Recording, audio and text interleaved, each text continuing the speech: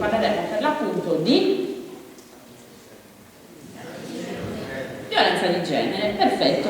Tutte le volte in cui manca il consenso siamo davanti ad una forma di violenza. Era lei che si doveva salvare o era lui che non doveva ucciderla? Era lei che non doveva inviare la foto o era lui che non doveva condividerla? Ed è un invito per tutti noi, prima per me.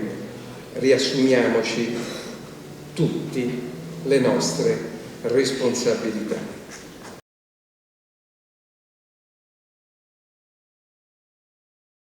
Le parole, la naturalezza e la disinvoltura di chi svolge quel lavoro da tanto tempo. Sembrava tutto reale, ci sono cascata e prima che mi accorgessi del trucco era tutto finito. Si sono presentati come addetti per l'energia elettrica.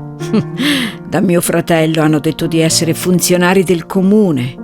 La mia amica l'hanno truffata via internet con la storia di un finto dramma familiare. La mia vicina di casa, invece, l'hanno avvicinata per strada. Mi hanno rubato l'intera pensione, ma soprattutto mi hanno portato via la serenità, la fiducia e tutte le mie certezze. E la missione della polizia locale è quella di creare la consapevolezza del rischio, di suggerire come difendersi e di lavorare adottando strumenti efficaci per scongiurare che una truffa si concretizzi.